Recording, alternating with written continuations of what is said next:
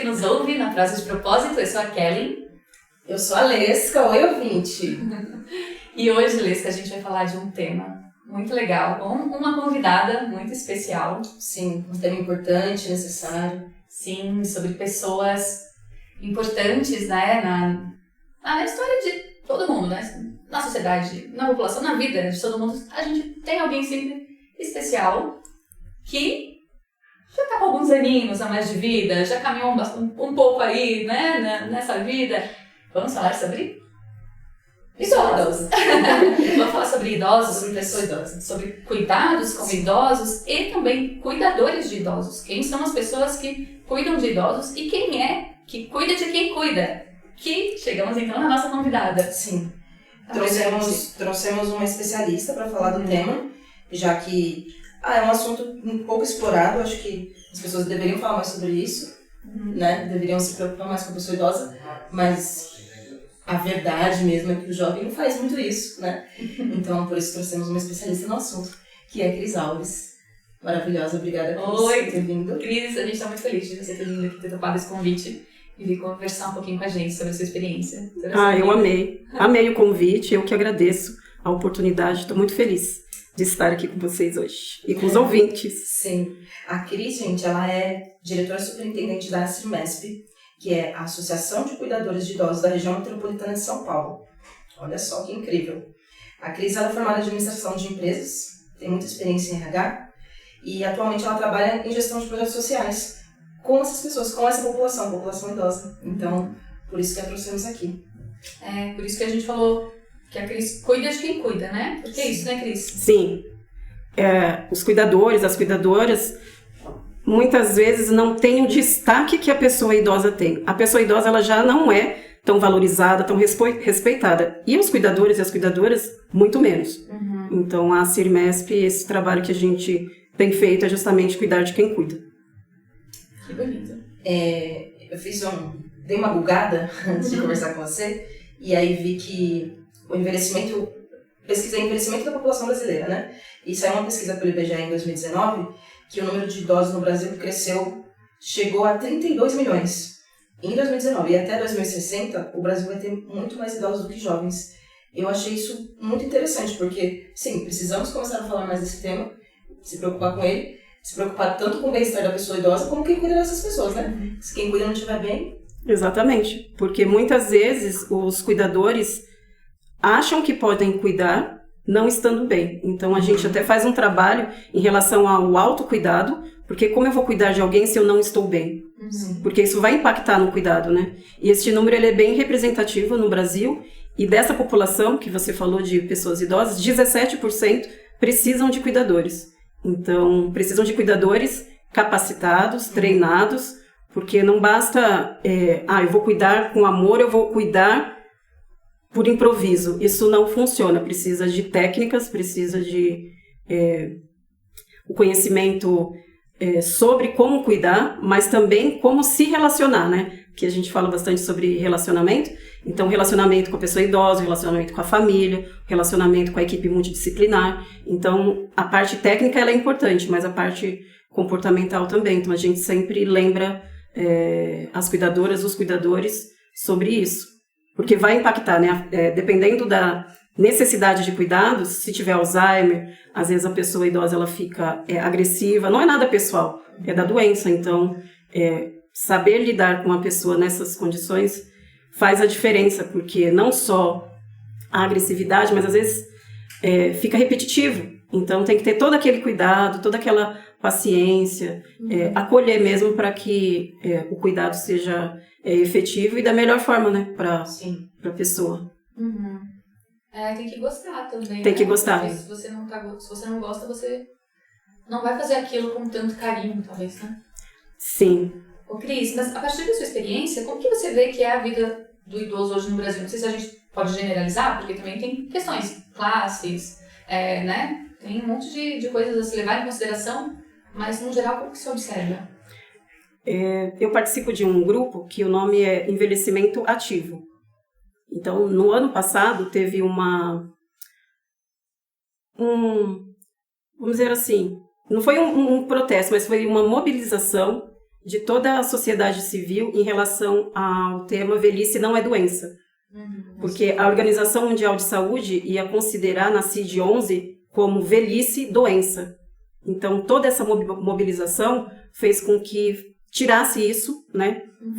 Começou aqui no Brasil, mas estendeu para vários países, mas foi uma movimentação forte aqui do pessoal o que rola na Geronto, que é um canal no YouTube, que são profissionais da área do envelhecimento. O professor Alexandre Kalash também, que já trabalhou na Organização Mundial de Saúde, ele levou esse tema para vários lugares, para várias entidades, e aí conseguiram tirar isso como velhice é doença. Porque você imagina, é considerado uma pessoa idosa a partir de 60 anos. E você falar que uma pessoa com 60 anos, ela está doente, isso é um absurdo, assim, inaceitável. Então isso, graças, né, a todo esse trabalho, mobilização, muitas pessoas compartilhando e várias lives, então isso fez com que a OMS tirasse da CID-11. Então foi bom isso. Mas a população idosa, em geral, ela não tem uma política assim, nacional do cuidado, né? Não tem... Tem muita gente agora falando sobre o envelhecimento, porque a população ela está envelhecendo. Então, o que na França, por exemplo, levou 100 anos para a população ficar idosa, o Brasil assim, está crescendo de forma exponencial. E nós não estamos preparados em relação a transporte, em relação à saúde, até mesmo em relação à educação, porque hoje nós estamos vivendo mais. Então, eu estou com 60 anos, eu não quero ficar... Assim, um exemplo, né? Eu ainda não cheguei nos 60, mas tomara que eu ultrapasse, né? Tem vida longa, né? Sim, mas a pessoa com 60 anos, ela não quer mais. Os 60 são os 950. Exato, as pessoas estão querendo trabalhar, então tem empresas que estão com trabalhos legais em receber 60 a mais, em incentivar, né? Em criar mais oportunidades no mercado para pessoas com 60 a mais. Porque o dado que a Lesca trouxe, que se em 2060 a gente vai ter mais idosos do que jovens, a gente está falando em menos de 40 anos aí, né? 38 anos. Tô fazendo conta errada, tá certo, né? Então, assim, é daqui a pouco, né? A gente precisa se atentar a isso porque passa rápido, né, gente? É daqui a pouco e nós não estamos preparados, né? Nós não... Por exemplo, a profissão, que a gente fala profissão, mas ainda é uma qualificação, cuidador de idosos, ainda não é regulamentado.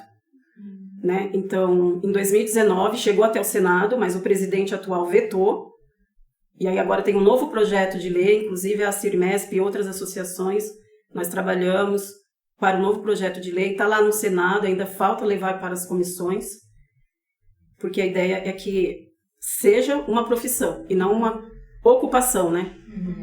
Nossa, é importante valorizar essas pessoas. É importante porque, como a profissão ela ainda não é regulamentada, existem muitos abusos em relação à carga horária, em relação a salários. Eu já recebi mensagens de um familiar perguntar, mas cuidador tem direito à folga? Gente. Então, como assim, né? Tem direito à folga, tem direito a se alimentar de uma forma adequada, tem direito a salário, tem todos os direitos trabalhistas, mas... as pessoas acabam se apegando na questão da profissão não ser regulamentada. Isso aconteceu com a vacinação, porque embora os cuidadores estivessem no Plano Nacional de Vacinação, eles não foram considerados num grupo de prioritários. Então, eu fiquei, assim, 9 meses participando de reuniões com deputados, com vereadores, entrevista na Rede Globo, entrevista na TV Cultura, em várias rádios, Rádio Nacional de Brasília, Rádio Bandeirantes, para alertar sobre considerar os cuidadores, né, num plano de prioritários, porque mesmo estando no plano nacional, quando eles iam aos postos, as pessoas não queriam vacinar. E aí teve até o questionamento, porque eu fiz reclamação no Ministério Público do Trabalho, no Ministério Público do Estado de São Paulo. Então, muitas vezes eu tive que enviar documentos, porque a profissão não é regulamentada. Tudo bem, não é regulamentada, mas os trabalhadores estão trabalhando com a população com maior risco, né, que foram considerados no grupo de risco, as pessoas idosas, pegam transporte público, né? Então tinha a questão de todo esse cuidado, ficam em hospitais muitas vezes, porque trabalham em domicílio, trabalham em instituições de longa permanência para idosos. Esses foram vacinados, mas eram considerados 1%. A maioria trabalha em domicílio ou em hospitais, dependendo da necessidade, né? E vocês conseguiram ter resultados positivos nesse sentido da vacinação? Adiantar, pelo menos? Nós conseguimos em alguns municípios, né, não no estado todo de São Paulo, porque a alegação era... mas eles estão dentro de casa com a pessoa idosa. Eles trabalham em casa. Tudo bem, trabalham em casa, mas tem um deslocamento.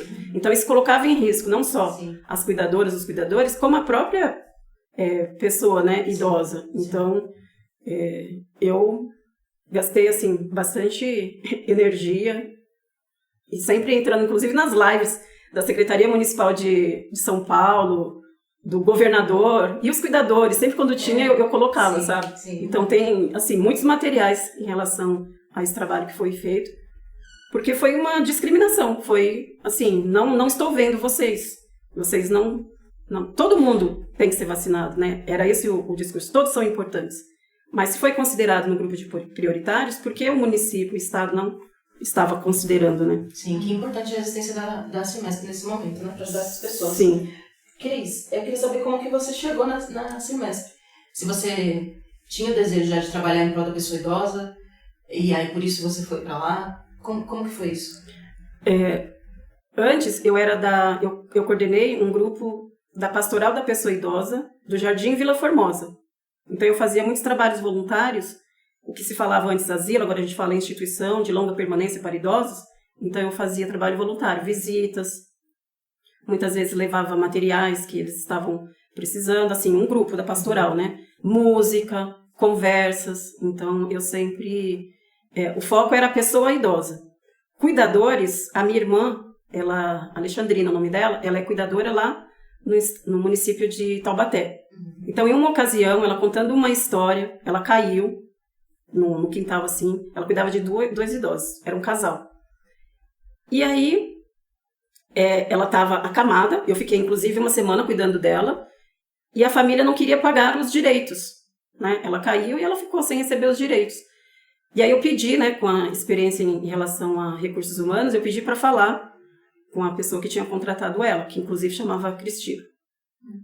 E aí eu conversei com ela falou, mas por que ela não conversou comigo? Eu falei, então, ela conversou, mas eu acredito que você... não entendeu que ela precisa receber os direitos dela, porque agora ela vai ficar 6 meses, né, no mínimo, sem trabalhar. E aí, a partir daí, ela conseguiu receber os direitos, porque eu tratei essa questão. Você viu, eu levo jeito com essa coisa aqui. Eu levo o jeito. Mas na empresa já eu sempre olhei assim para a questão, não só do empregador, porque eu era gerente de recursos humanos, mas também os direitos do empregador e do empregado, né? Sempre esse equilíbrio, né? Todos têm que ter seus direitos respeitados. E aí eu fui num evento no Sesc, e aí uma amiga minha apresentou a presidente da Cimesp, e a ideia dela era fazer um trabalho de recursos humanos com os cuidadores, com as cuidadoras, porque não tinha nada formalizado, inclusive estava revendo o estatuto da associação. Aí eu comecei a trabalhar revendo essa questão do estatuto, revendo tudo que precisava ser feito, e aí me apeguei. Quando eu fui ver, não dava mais para desapegar, assim, no sentido que eu comecei um trabalho e queria dar continuidade, né? Tinha muitas coisas para serem feitas, ainda tem, em relação a direitos, a própria regulamentação, é um trabalho constante. Está o projeto de lei lá no Senado, mas a gente tem que ficar cobrando, enfim, e aí também olhando muito para a questão da capacitação, né, da qualidade dos cursos que estão sendo oferecidos, porque tem muitos cursos ruins, tem muitas pessoas que não estão preparadas para cuidar. Então, quando teve o boom assim de a profissão ela vai ser regulamentada, as pessoas viram como uma oportunidade criar cursos mais ou menos. E aí o que a gente colocou no projeto de lei é que tem que ter 160 horas do curso básico, sendo que 40 horas tem que ser de estágio, voluntariado em instituição de longa permanência. Então, é sempre olhando assim para direitos, deveres, mas também a questão da capacitação, da qualificação e valorização dos cuidadores. Então, eu uni assim, o meu conhecimento em administração, recursos humanos e gestão de projetos. Aí agora eu estou fazendo uma pós em gerontologia para ampliar o conhecimento em relação ao envelhecimento. Sim, sim.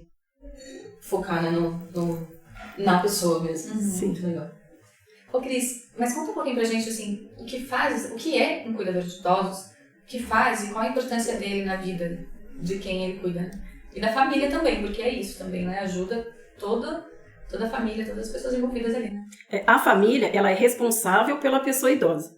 O cuidador, a cuidadora, ela vai cuidar da vida diária. Então, ela vai auxiliar ou fazer, depende se a pessoa idosa for acamada, for totalmente dependente. Caso a pessoa tenha autonomia, seja independente, é sempre orientado vou te ajudar a calçar o sapato, vou te ajudar a arrumar o cabelo, vou te ajudar a fazer a atividade. Não é fazer para a pessoa, e sim com a pessoa, caso ela tenha a autonomia ainda, né? Sempre olhando para isso. Então, a importância é cuidar da vida diária. Pode ser só acompanhar. Às vezes, a pessoa ela precisa de um acompanhante. Ela caiu, aí a família fica com receio, porque queda, né, na pessoa idosa, geralmente vem outras questões, outras complicações. Então, é sempre cuidando da vida diária.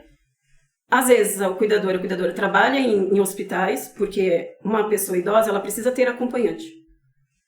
Está no Estatuto do Idoso que uma pessoa, ela está no hospital, tem mais de 60 anos, precisa de um acompanhante. Então, é um dos lugares onde os cuidadores trabalham, hospitais, domicílio e outras instituições.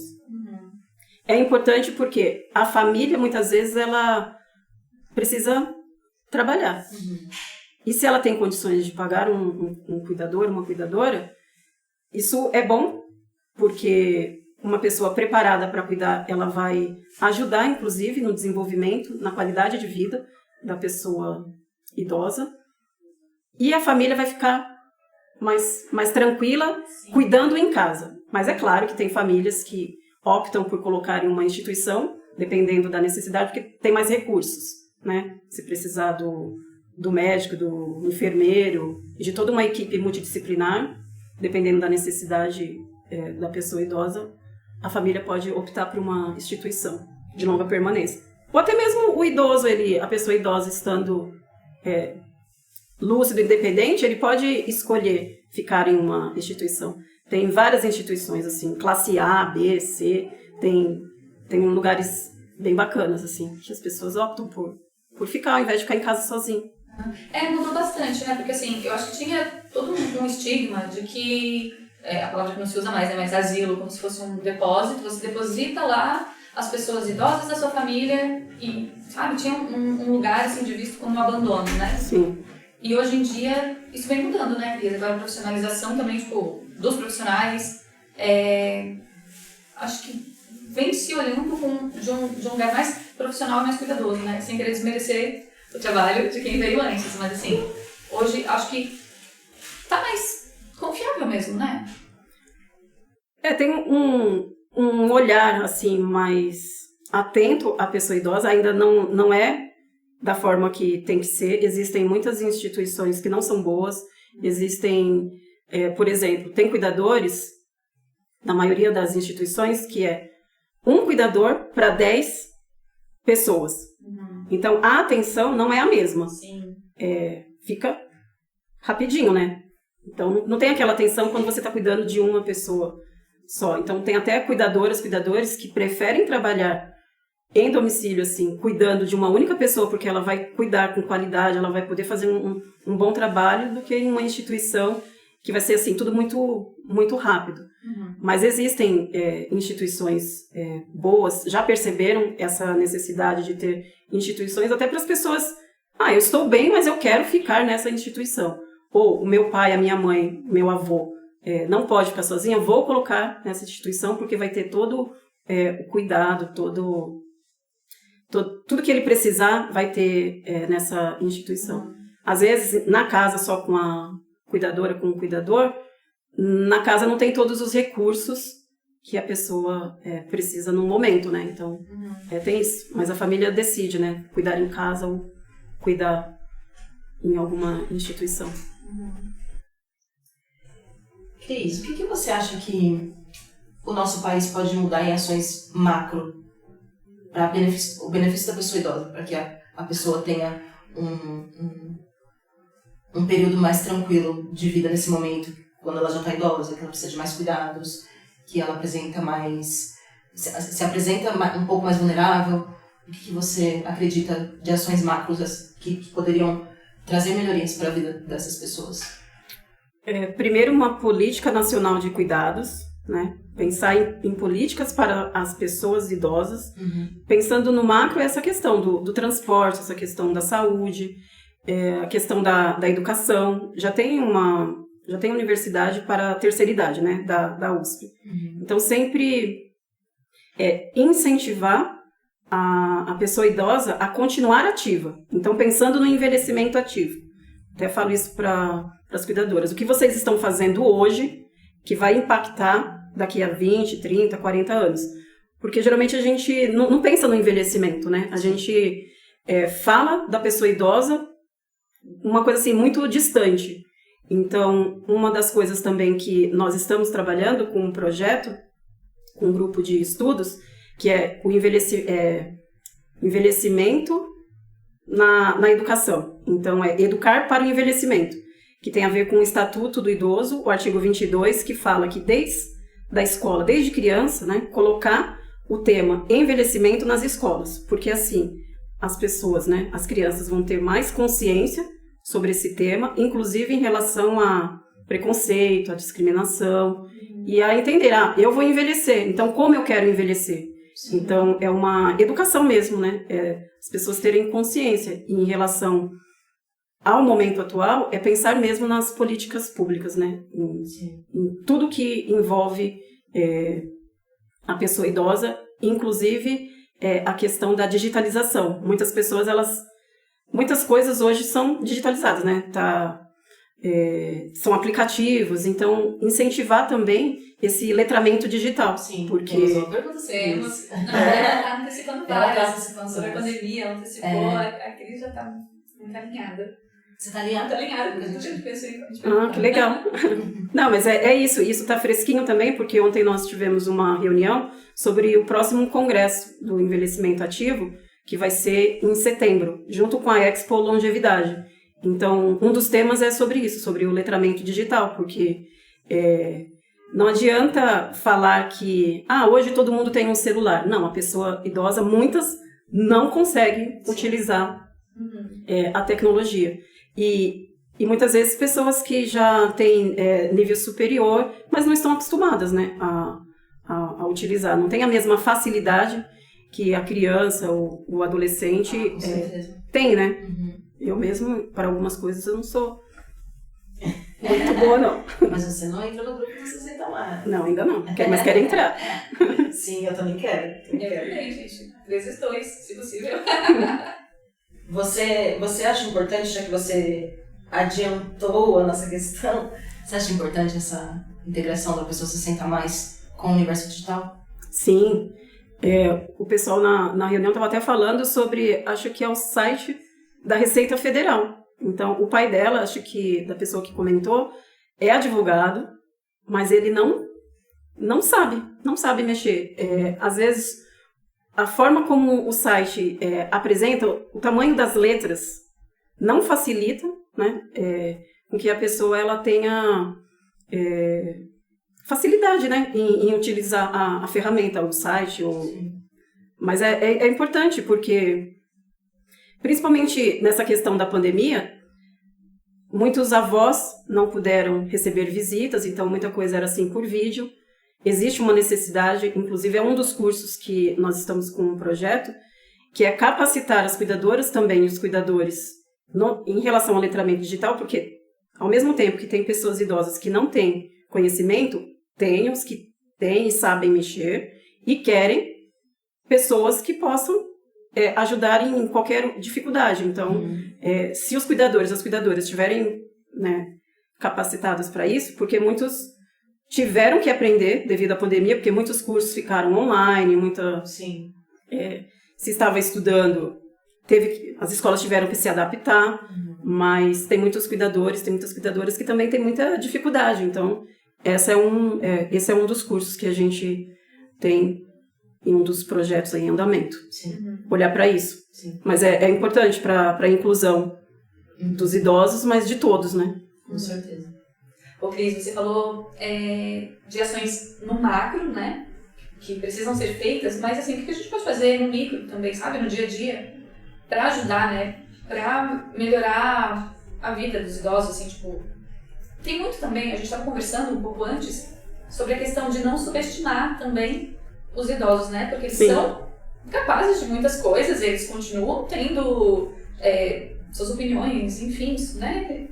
Eles estão lá vivos. Então, assim, também a gente não pode subestimar isso. Mas o que a gente pode fazer no dia a dia, você acha? Coisas mais micro mesmo que eu posso? Sim. Que você pode para ajudar? No dia a dia é a questão, assim, muito forte é o idadismo, que é o preconceito, né? Sim. Eu digo você assim, nós, né? Quando a gente vê uma pessoa idosa, falar no diminutivo, ou achar que a pessoa ela não é capaz. Nossa, você já está nessa idade, então você deveria estar jogando dominó, você deveria estar na casa cuidando. Não, a pessoa idosa ela tem que estar onde ela quer estar. Então, eu acho que essas pequenas ações elas fazem assim, muita diferença. A mulher, por exemplo, estou com cabelo branco. Como assim? Não posso deixar os meus cabelos brancos? As redes sociais elas acabam, né, com as atrizes que deixaram os cabelos brancos. É esse preconceito em relação à forma como a pessoa se veste, se ela quer estudar. Nossa, mas como assim você vai estudar? Então tem muitas frases que a gente achou que era normal, como todo preconceito que antes a gente falava, e ficou normal. E isso acontece muito com a pessoa idosa também, achar que ela tem que estar, assim...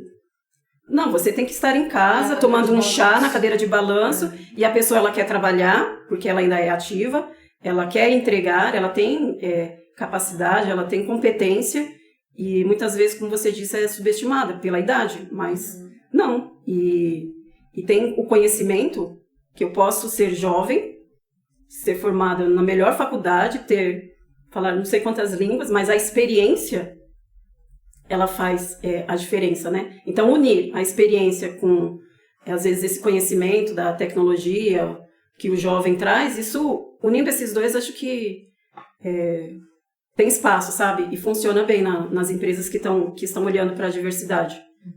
É o que eu tenho lido e acompanhado.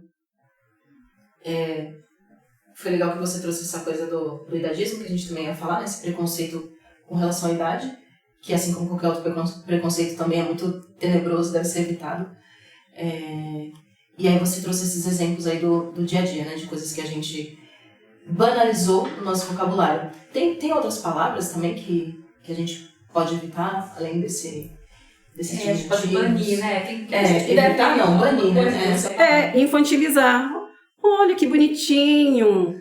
Ai, velhinho, velhinha, vou te dar aqui esse biscoitinho. Então, ficar falando, infantilizando, né, a pessoa, né? Isso é importante observar. Chamar de velha como se fosse um objeto, né? É muito, muito louco também usar isso. Limitar a pessoa, né? Sim. Determinar que a pessoa ela tem que ficar com uma postura que a gente acha que a pessoa idosa tem que ficar. Não, ela pode fazer o que ela quiser e onde, como ela quiser, né? Ela tem esse direito.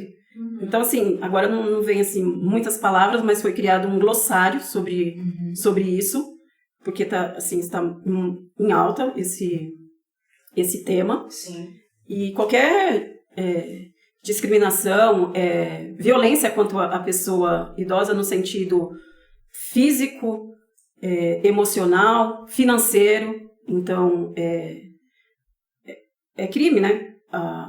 Tem acontecido muito de oferecerem dinheiro para a pessoa e aí vai virando aquela bola de neve. Às vezes a família também é dependente, né, do idoso, da pessoa idosa, ele que acaba sendo responsável pela família, né? Principalmente assim, aconteceu muito na pandemia, que a aposentadoria acabou ajudando, então as famílias que estavam juntos, quem estava, né, alimentando e dando conta em algumas famílias foram as pessoas idosas, as pessoas aposentadas, né? E muitas vezes existem abusos, porque você é minha neta, e aí eu fico com dó, você me pede, eu fico com dó de não emprestar, de às vezes não fazer um empréstimo para você, então isso é uma violência, né? Sim. Sim. Alguns bancos também, né? Hoje tem alguns golpes que... Tem alguns golpes, sim. Sim, com certeza. Nessa questão do idadismo, você falou, e eu fui buscar, e aí tem coisas como usar o ainda, só para deixar o alerta para todo mundo, né? Usar o ainda, falar, você ainda dirige com essa idade. Tem a coisa de chamar de caduco, que tava na cara, né? Não precisa nem falar, que não é legal. Usar vovozinha, vovozinho, coisas desse tipo também. Sim. Ficam diminuindo a pessoa. Então vamos evitar, né? Vamos evitar. Sim, e eu acho que tem uma coisa também que é assim, não associar a morte, né? Como assim, tipo, como se tivesse, está chegando o seu prazo de validade, sabe? Por que não? A pessoa tá viva. Ela tá viva, ela... Muitas vezes tem pessoas com 60 a mais, que tem mais energia que a gente, faz mais atividades, né? Que eu, pelo menos assim, atividade física e no trabalho, entrega. Tem um pai de uma amiga minha que é advogado, ele tem 80 e poucos anos, ele vai todos os dias para o escritório e ele trabalha. Então, não é a idade que vai limitar a pessoa, né? Sim. Com certeza, a idade não quer dizer nada, né? Sobre o quanto a pessoa ainda quer fazer, quer entregar para o mundo, o quanto desejo de vida ainda tem no coração dela. Né? A idade não limita isso.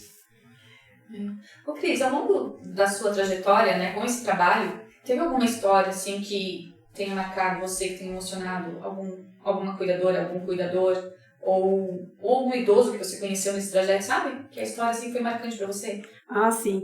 Tem a Dona Maria, que eu fazia visitas, e ela era porque ela faleceu, né? Até lembro o aniversário dela, 24 de agosto. Porque ela era assim, ela gostava muito de conversar, então a gente fazia visita, assim, na IRPI, mas parava e ficava a maior parte do tempo, quando eu digo a gente, era assim, o pessoal da pastoral, né? Mas eu e a Dona Matilde, que era minha companheira de visitas e minha amiga maravilhosa de 85 anos. E nós ficávamos conversando com a Dona Maria, porque ela tinha uma memória, assim, muito boa, ela gostava de contar as histórias, e ela era muito animada, assim, cheia de vida, que mesmo ela estando em uma instituição, as pessoas gostavam de ouvir, ela gostava de ouvir poesias, então às vezes a gente levava poesias ou mensagens, músicas, e ficava, né, lendo para ela, porque ela gostava bastante. E sempre que eu ia visitar, eu entrava de um jeito e saía melhor, né? Por conversar com ela, por ver assim, né? A pessoa cheia de vida, animada, né? Contando as histórias. E a memória, né? Eu falava assim, nossa, Dona Maria, sua memória é melhor do que a minha, porque eu não lembro tanta coisa. E ela era assim, muito animada. E as pessoas gostavam, no aniversário dela, ela, às vezes não ganhava só um bolo, ganhava 2, 3, as pessoas às vezes no Natal levavam ela para casa, assim, para passar o Natal, e era uma festa. E isso fazia, assim, a diferença, a presença dela fazia diferença, porque muitas vezes lá a gente observava, assim, quem ficava mais deprimido, né, tinha até a Nina, que ficava sempre com ela, então uma hora dava um problema de saúde, e aí vinha um machucadinho, e aí depois já ficava muito mal de saúde, internava. Então, a Dona Maria, ela viveu, acho que até os 95 anos. E sempre bem animada. E ela não ficou totalmente cega, mas ela não enxergava quase nada. E eu adorava visitar e ouvir as histórias dela. E eu saía muito animada. E das cuidadoras, o que sempre me toca é, assim, a sensibilidade da forma de cuidar. Então, pessoas que realmente gostam, que têm o perfil.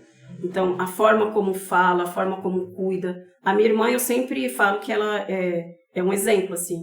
Ela tem uma sensibilidade. Uma das histórias que ela contou é que em uma instituição que ela trabalhou, tinha um idoso que sempre quando ela ia levar alguma bebida quente, ele se afastava, ele começava a tremer. Então, ela pensou, será que em algum momento ele não se queimou ou deram uma bebida e ele teve que tomar de uma forma que machucou? Então, ela sempre falava, senhor João, olha, tá frio, o senhor pode confiar, pode tomar, que tá tudo bem. Então, aí ele tomava, ele se acalmava. Então, são pequenos detalhes, assim, tem a técnica, tem a experiência, mas existe a sutileza, né? A forma como cada pessoa cuida. Tem histórias, assim, bem, bem legais, que emocionam. Faz diferença olhar pra pessoa, né? Olhar, isso. Olhar pra quem você tá cuidando. Essa é a palavra, olhar. O que é a jornada de apoio aos cuidadores? Cuidadoras de idosos, né? Jornada de apoio às cuidadoras de idosos, é isso não? É esse o nome. É um projeto que foi criado para apoiar as cuidadoras. A gente fala cuidadoras nesse projeto porque 95% dos cuidadores são mulheres. Então, a maioria mulheres negras, idade média, entre 46 anos, ensino médio completo. Essa é a realidade, né, dos cuidadores. Mulheres que muitas vezes já trabalhavam na casa como domésticas e se tornaram cuidadoras. Hoje existe assim um mercado, pessoas que são até de outras profissões e identificam como uma oportunidade de trabalho, mas a maioria veio do trabalho doméstico mesmo. Cuidava da casa, e aí a família vai envelhecendo, aí acabam cuidando, né, de alguém, pode ser idoso ou não, né, alguém que precisa de cuidados. Então, quando nós pensamos nessa jornada, é apoiar mesmo, né, entender qual fase da carreira, né, as cuidadoras estão, e oferecer ferramentas que muitas vezes elas não têm condições de ter acesso, conhecimento que elas não têm condições, e prepará-las para o mercado de trabalho, né? Essa jornada ela não forma o curso básico para ser um cuidador, para ser uma cuidadora, né? Ensinar a cuidar, e sim a parte voltada mais para habilidades técnicas sociocomportamentais. Então, como se preparar para uma entrevista de emprego, como fazer melhor a gestão do tempo, porque muitas vezes as famílias confundem as atividades. Então, acham que o cuidador tem que cuidar de toda a casa, dos animais de estimação, e o foco está na pessoa idosa, porque se você tira o foco, pode acontecer quedas, pode engasgar, pode acontecer um monte de coisa. Então, o foco tem que ser a pessoa idosa. É claro que muitos trabalham, às vezes, cuidando de uma pessoa e que é só essa pessoa na casa. Então, aí você vai ter que auxiliar, mas não focar na faxina, e sim no dia a dia, nos cuidados diários, assim, da pessoa idosa. Então, essa jornada, ela é pensada para potencializar as competências, né, das cuidadoras. Tem poucos cuidadores, assim, que se inscrevem, mas mais cuidadoras. Preparar para processos seletivos, como preparar um currículo, como observar as emoções. Então, quando a gente fala, a pessoa idosa tem Alzheimer, então entender que não é pessoal, né? Quando ela ficar irritada, quando ela ficar repetitiva. Como se relacionar com a família, como se relacionar com a equipe multiprofissional. Então, fui pensando nisso. Uhum. E está disponível para todo mundo fazer? Como que é isso? Para qualquer cuidador que quiser fazer hoje? Nós disponibilizamos primeiro para as escolas parceiras. Então, escolas que já capacitaram cuidadores, a parte técnica. Uhum. E aí, a gente passou essa oportunidade para as cuidadoras. Porque muitas têm dúvidas, principalmente em relação a direitos e deveres, direitos trabalhistas. Então, quando ela aceita uma oferta de trabalho, se ela não estiver preparada, assim, da forma como nós queremos preparar, ela vai achar que tudo bem aceitar um salário abaixo do que ela pode receber, tudo bem ela não ter horário de almoço, uma suboferta de trabalho. Tudo bem ela não ser respeitada. Então, é isso, é valorizar, trazer, assim, quando a gente fez a campanha, e assim como nós estamos fazendo aqui, é levar essa informação da importância das cuidadoras, dos cuidadores, para o máximo de pessoas, né, que a gente conseguir, porque são pessoas importantes que prestam um serviço de, assim, muita importância. Então, a gente sempre repete isso, né, o quão importante elas são Só que, devido a essa desvalorização, muitas não acreditam. Então, a gente vai reforçar isso, né? Da importância do trabalho que elas e eles prestam. Precisa colocar luz, né? Isso que precisa ser visto, com certeza. Sim. Ô Cris, você falou ainda há pouco que você quer chegar aos 60, passar dos 60, né? E vambora. Mas o que você pensa sobre envelhecer? Sobre a Cris envelhecer? Nossa, como vai ser? Quando eu estava fazendo um curso, não a pós-graduação, mas um intensivo de gerontologia, então a cada aula eu pensava assim, nossa, quase tudo se resume à atividade física e alimentação. Então, muitas vezes a gente não olha para isso. Assim, a gente sabe que tem que fazer, mas a gente não faz. Mas no curso eu falava, gente, se eu fizer, lógico que a gente tem que cuidar da mente, né? Aqui a gente treina a mente, mas se você não fizer atividade física e não se alimentar da forma correta, a probabilidade de, tá bom, passei dos 60, mas passei dos 60 de uma forma limitada. Então, dá tempo, assim, dá tempo de eu cuidar da minha alimentação, cuidar da atividade física, justamente para que eu consiga, né, fazer mais coisas, entregar mais e viver com qualidade, porque senão vai viver de uma forma limitada e tomando um monte de remédio e às vezes numa cama, porque a gente não leva a sério, né? Agora, a educação para o envelhecimento, se desde a escola a gente aprender a importância de se cuidar, as chances da gente olhar, né, durante toda a nossa jornada, assim, sobre o envelhecimento e o envelhecer bem, pode fazer a diferença. O que você acha que precisa? Agora, além de atividade física e boa alimentação, como você é uma pessoa que treina a mente, a gente sabe, o que você acha que é preciso ser feito com relação a isso, ao mental, para se envelhecer bem? Ao mental? Cuidar dos relacionamentos, assim, faz a diferença na idade, né? Quando a gente envelhece, ter bons relacionamentos. Cuidar dos pensamentos, cuidar da forma como a gente olha para o próprio envelhecimento, entender que é normal, que se eu não morrer, eu vou envelhecer. Então, envelhecer é bom. Então, treinar a mente mesmo, né? E de preferência, o quanto antes possível. Porque assim, quando a gente tiver em uma idade 60 a mais, vamos dizer, e com a mente sempre treinando, eu acredito que isso vai fazer uma diferença na forma como a gente olha para as coisas e vê que as coisas, elas podem ser mais leves, né? Que tudo bem envelhecer, que tudo bem eu estar com 60 a mais, com os cabelos brancos, e se eu tiver aqui rugas, o que tem a ver se eu tenho rugas ou se eu tenho os cabelos brancos, assim, aceitar, né? É isso. E quando a gente cuida da mente, a gente cuida do corpo com mais carinho, né? Não no sacrifício. Né? Vou fazer atividade física no sacrifício. É diferente, é uma sensação esquisita ali, né? E quando a gente se gosta mais, a gente vai cuidar por carinho, né? Então já é outra vibe, né? Então isso se reflete, não é à toa que a gente brinca que, nossa, tá mais jovem. Quando é isso, você se gosta mais, parece que você muda. Muda o olhar, muda a expressão, enfim.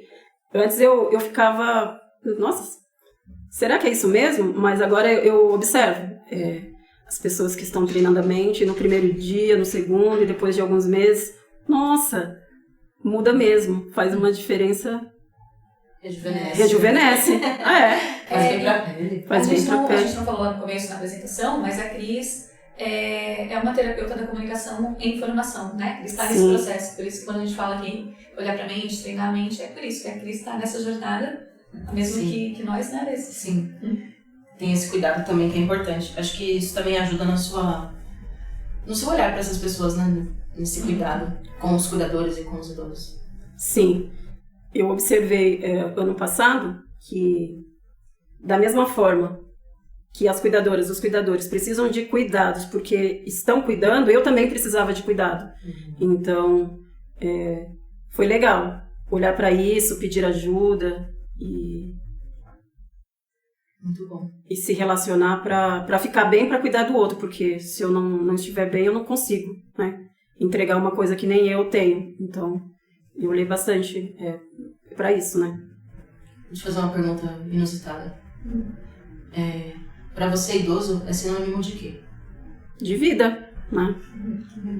Vida. Caraca. Nossa, é legal isso. Nossa, eu amei. E, então, uma braba? Pode já fazer essa? Claro, pode ser. Que tudo que você está falando aqui tem muito a ver com essa pergunta, que é: o que é propósito para você, Cris? O que é propósito para mim é fazer algo que, sabe quando você faz que o dia, as coisas fluem, assim, fica gostoso, fica leve. Então, independente do que estiver fazendo, seja comendo, cuidando de uma pessoa, fazendo um trabalho manual, mas a forma como é a entrega. Então, se eu coloco o propósito, é certeza de que eu vou entregar bem e que isso vai chegar na outra pessoa. A pessoa ela vai sentir, né? E eu também vou ficar mais contente, mais satisfeita. O que você sente quando você está cuidando de alguém? O que eu sinto? Amor, né? Geralmente eu vejo que eu recebo, assim, eu estou cuidando e aí eu observo, nossa, eu estou recebendo. Então, o exemplo que eu dei da Dona Maria, fui lá para fazer uma visita, para conversar, só que eu saía melhor. Saía, assim, feliz. Eu falei, nossa, eu fui visitar, mas eu que ganhei. Então é isso, eu acabo recebendo. Então eu cuido, mas sou cuidada, eu recebo também. É, Quem me engana? dar e receber. Dar e receber. Mesma coisa. É uma troca. Cris, obrigada. Eu queria, primeiro, agradecer novamente por você ter vindo, por você ter topado essa entrevista, falar um pouco sobre um tema que a gente fala pouco, mas devia falar mais. E agradecer também pelo seu trabalho, que é muito importante, né? Cuidar das pessoas que cuidam e, ao mesmo tempo, cuidando de quem precisa ser cuidado. É lindo isso. E se você pode deixar seus contatos, rede social, alguma coisa para as pessoas acessarem, para terem contato com a Cirmesp, com você, enfim. O site da Cirmesp é www.acirmesp.org.br. O projeto, a Jornada de Apoio a Cuidadoras de Idosos, nós fizemos uma página exclusiva para o projeto, que é @cuidamos de quem cuida, no Instagram. Então lá tem todo o caminho, desde quando começou a campanha até a finalização. E semana que vem começa a primeira turma. Então serão 4 turmas e vai ser muito legal. Quem puder acompanhar nas redes sociais. Isso é um piloto? Vai ter mais depois? Foi um projeto financiado pelo Fundo Todo Cuidado Conta e teve colaborações de pessoas, tanto física quanto pessoa jurídica, pessoas que abraçaram a causa, gostaram muito do nosso projeto, da campanha. Então é um projeto com muitos colaboradores e que acreditam, né, que esse trabalho das cuidadoras, dos cuidadores são importantes. Fizemos um em 2020, mas a ideia é que tenha sempre, que isso não pare, porque no estado de São Paulo, de acordo com a pesquisa da Fiocruz, são mais de 206 mil pessoas cuidadoras remuneradas. Então tem muita gente para que chegue esse cuidado, esse curso. Então você que está ouvindo, que se interessa por esse tema, siga o @cuidando de quem cuida. Qual que é o seu pessoal, Cris? Tem um underline aí, mas é Cris Alves, Cris Alves, né? E tem, acho que 2 ou 3 underlines. Tá. Cris, tem alguma coisa que você ficou com vontade ainda de falar, de apresentar? Eu acho que a gente falou de tudo, né? Até de um tema que está em alta, que é o idadismo. A gente reforçou bastante a importância das cuidadoras, dos cuidadores e da pessoa idosa. Então, só agradecer, amei o convite. Muito obrigada pela oportunidade de falar sobre esse tema que eu gosto bastante e abracei essa causa. Sim.